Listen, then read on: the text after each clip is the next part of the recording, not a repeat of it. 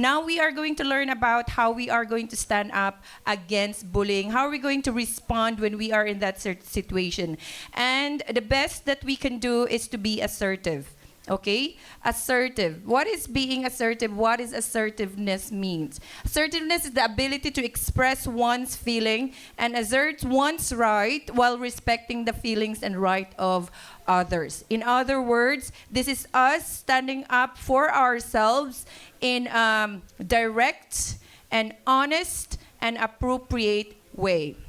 Okay, this is not us trying to be condescending. This is not us trying to be obnoxious, to be above anyone, but this is just us expressing our thoughts and feelings in appropriate, honest, and direct way. Okay?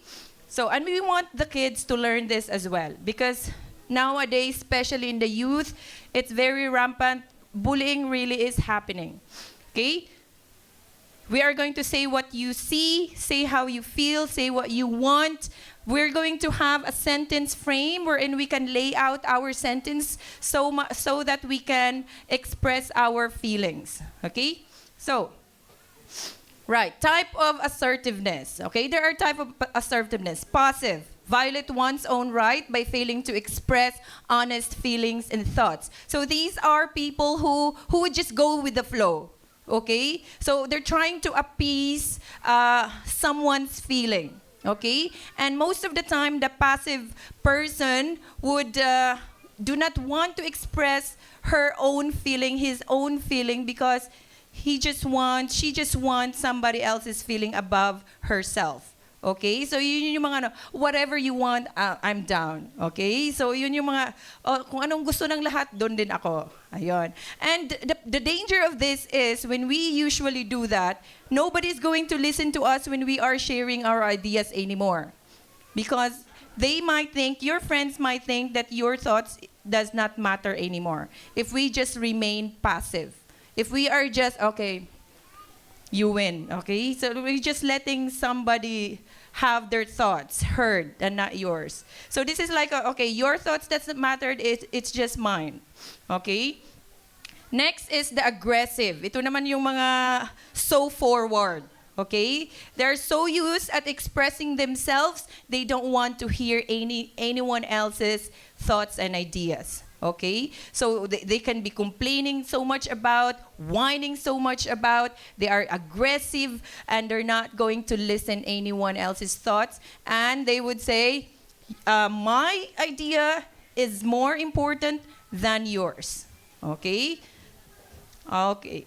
And there's another one is passive aggressive. Okay? So let's say in an office setting, if you are so used to being a passive or aggressive person, and you are, because there are superiors in our offices, right? And when you are so used to being aggressive, you are so used to expressing yourselves, and then you have to still, if he's a superior, he's a superior. His ideas should be heard. Okay, so and then when you are so used to being expressive with your thoughts. The danger of this is there's backbiting. You do not say what you want to say in a meeting, but then once that person turn his back, you would go tell your friends, you know what? His idea is, do you agree with his idea? So there's a backbiting going on there, and that's the danger as well. So, but assertive is, it stands up for personal rights and expresses thoughts, feelings, and belief in direct, honest and appropriate way that do not violate another person's right. So there still is respect there. Even if you express it in a negative way, even if it's like rebuking with love. It's just expressing yourself, yet respect still is there.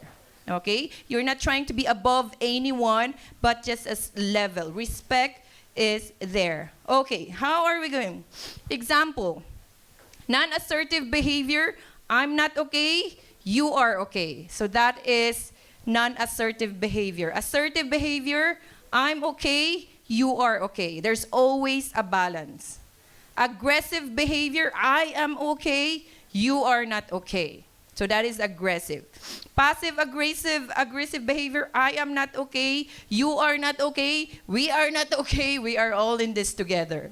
Okay? So that is passive aggressive behavior.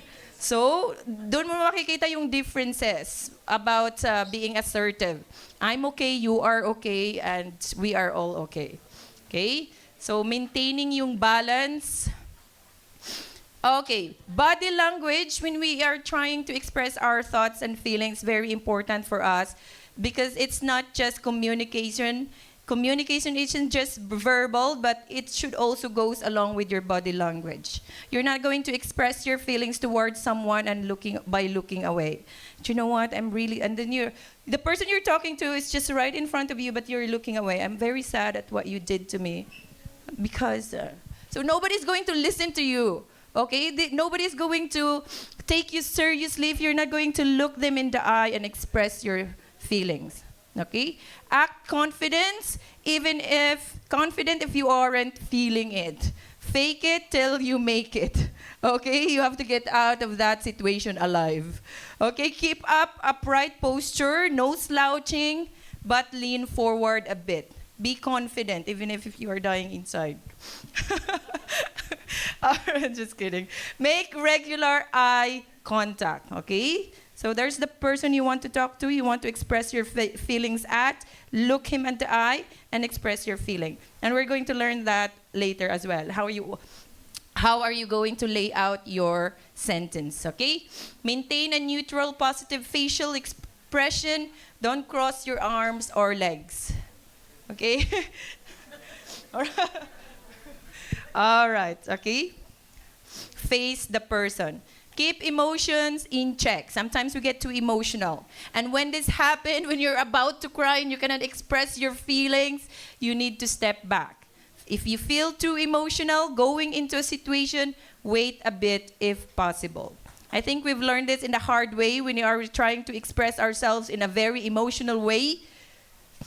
Iba-iba yung lumalabas sa and sometimes hindi na-solve yung problem when it happens. So, being assertive means you have to step back when you are too emotional and wait a bit if possible. Okay? Then work on remaining calm. Breathe slowly. Keep your voice even and firm. And let's practice. Here's the way you can be assertive. The nice no. Okay? Children can often feel pressured. This is the peer pressure. Okay? This is the same for adults as well. We can be pressured with our friends, okay, to just go along with the flow. Okay? So, but this can be a source of anxiety if it's not something they want to do. Okay? It happens also with adults. And there's a nice way of saying no. Example. Thank you for asking me, but I'm not interested right now. Okay?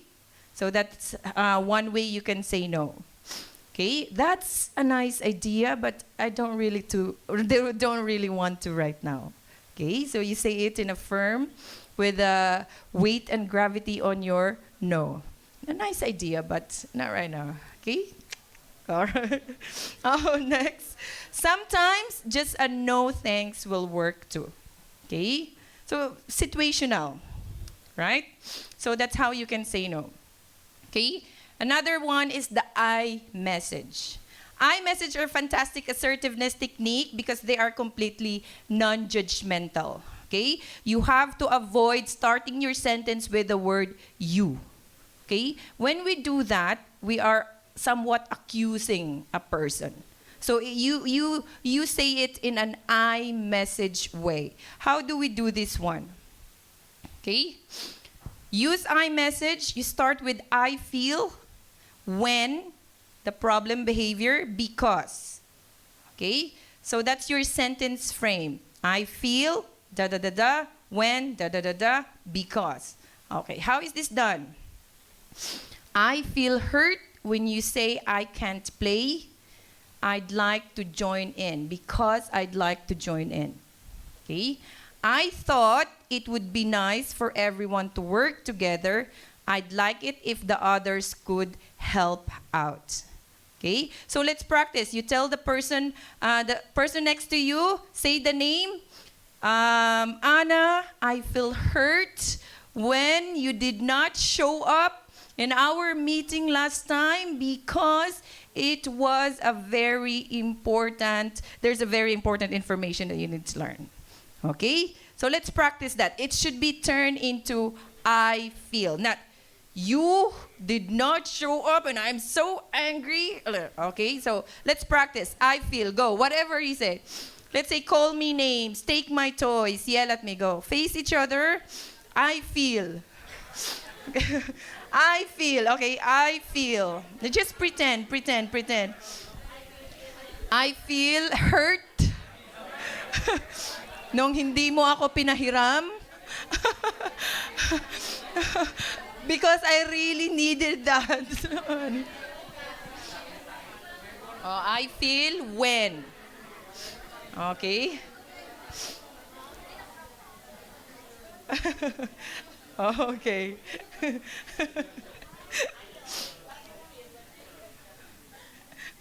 But disclaimer for the kids, we're trying to teach them assertiveness, express their feelings, but this is not for them to get away with chores, okay? Because they are so assertive. You taught them how to be assertive, and it was like, Mommy, do you know what? I feel hurt and frustrated when you told me to do my chores because I feel like I need rest. I don't have rest anymore, Mom. Okay, kids, this is not what we are learning here for. Okay? This is about bullying. All right? Yeah. I like your idea, Mommy, but no. Next. Okay, so this is us expressing ourselves when we are in the situation we are being, bullied. Okay, so that's here's another as well. I feel angry about the way you spoke to me because it embarrassed me in front of my friends. I would prefer that we discuss these things in private. So you do not start your sentence with you. Okay, because you do not want to be sounding like accusing that person, accusatory, all right? Okay, so practice. Instead of saying you never listen to anyone and you're not really listening to me now, you will say, I feel that my concerns are not being heard. Okay, avoid you. Okay. I hate when you yell at kids. Parents, you tell your husband or your wife, I hate when you yell at kids. When you yell at kids, I feel angry because I need the kids to be treated with respect. I would prefer that you not raise your voice or curse in their presence. Okay? All right. So there still is the respect. It's not accusatory. And you also respect others' feelings, right? It's rude of you to be late all the times. Okay, this happens you screw up everyone's schedule. That sounded very accusing. So you will say when you are scheduled to be at your desk at 8:30, but you don't come in until 9 o'clock, I feel disrespected, frustrated, and because you being late means we can't start our meeting on time. I would prefer that you arrive to work at the agreed upon time. Okay? So it's a matter of how you are going to use your words. Okay? Respect should be maintained. Okay? Another one is, instead of saying you're wrong, you say I disagree. Okay? Instead of saying, you need to do this, you say, I would like you to help me with this. Okay? Gets niyo yung difference? So it's the choice of words here is very important and how you say it, how you lay out your sentence. There's also try the broken record technique. So I'm a teacher and we always give instruction to kids. And sometimes kids don't listen. So it's like you feel like you're a broken record because you keep repeating your instruction to someone over and over again. All right? So this is the broken technique. This is what you can teach your kids as well, especially when they are in a situation where their friends really wanting them to join in on something that they don't like to. Okay? So, for example, hey girl, why don't you climb up to the top of the tree? Girl to, no, I don't want to. Come on, it's not that high. Don't be such a baby. No, I don't want to. It'll be fun. You do it if you were my friend. No, I really don't want to. Okay? So that is putting weight and gravity on your voice. Okay? Firmness on your no. All right? So next one. So let's say, for example, scenario one for those who drives. Someone jumps ahead of you and take parking space you were obviously waiting for. How are we going to respond to this one? Who has a car? Does this happen? Yes. Alvin? So how did you respond? Joada, what is this? It's just the hand movement. Okay. Oh, and when conversation is heated, so you say, I am here first and I would like to have the space. So sure. Okay, so that's if like you really get into the situation we're in. You need both of you can wait for each other. But if sign language can wait, what is this? Okay, that happens a lot. You are loaded with work and your boss comes over with a new project for you to design and have ready tomorrow. How are you going to say that? This happens, right? Huh?